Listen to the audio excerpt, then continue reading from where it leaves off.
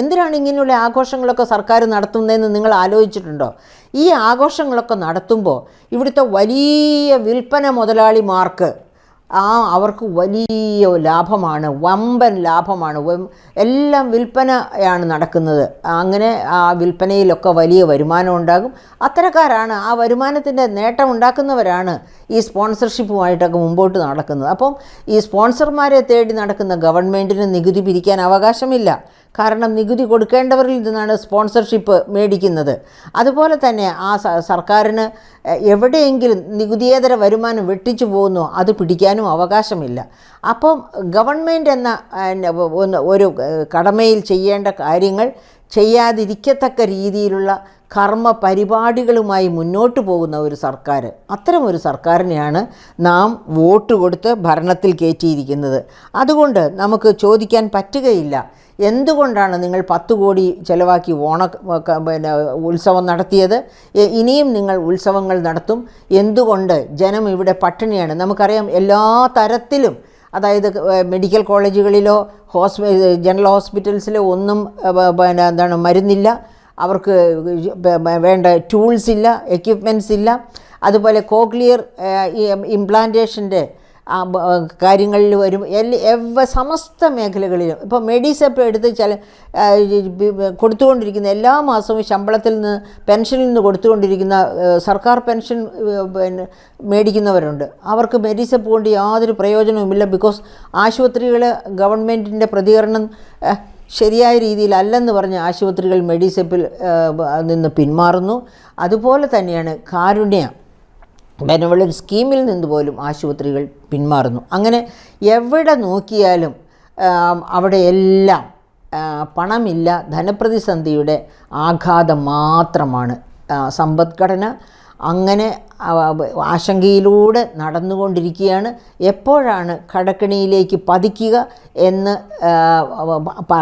നമുക്കാർക്കും നിശ്ചയിക്കാൻ പാടില്ലാത്ത തരത്തിലുള്ള അത്യപൂർവമായ ആശങ്കാജനകമായ സിറ്റുവേഷനിലാണ് സംസ്ഥാനം ഉള്ളത്.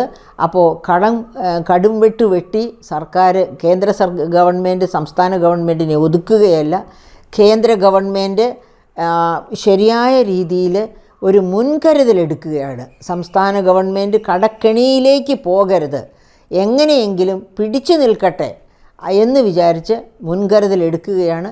ഇപ്പോൾ തന്നെ ഇലക്ട്രിസിറ്റിയുടെ പരിഷ്കാരം, അതായത് അതിൻ്റെ സ്മാർട്ട് മീറ്റർ കൊണ്ടുവന്നാൽ വിതരണത്തിലെ നഷ്ടം പൂർണ്ണമായിട്ടും മാറ്റാൻ പറ്റും. അങ്ങനെ തന്നെ ഇലക്ട്രിസിറ്റി ബോർഡിനെ ലാഭത്തിലേക്ക് കൊണ്ടുവരാൻ പറ്റും. 20-22% പ്രസരണ നഷ്ടമാണ് കേരളത്തിൽ ഇലക്ട്രിസിറ്റി രംഗത്തുള്ളത്. അത് ഇല്ലാതെയാക്കാനാണ് സ്മാർട്ട് മീറ്റർ കേന്ദ്രം പറഞ്ഞത്. ആ സ്മാർട്ട് മീറ്റർ കൊണ്ടുവരാൻ ഉള്ള തീരുമാനം, അതിനെ എതിർത്തുകൊണ്ടിരിക്കുന്നത് ഇലക്ട്രിസിറ്റി ബോർഡിലെ യൂണിയൻകാരാണ്.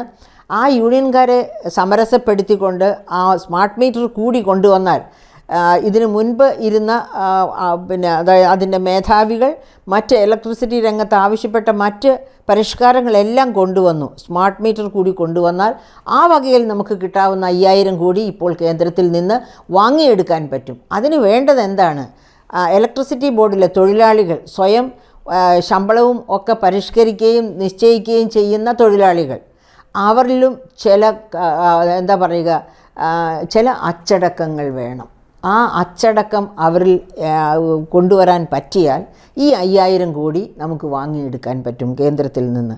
ഇല്ലെങ്കിൽ, അതായത് സ്മാർട്ട് മീറ്ററിനെതിരാണ് അവർ പറയുന്നത്.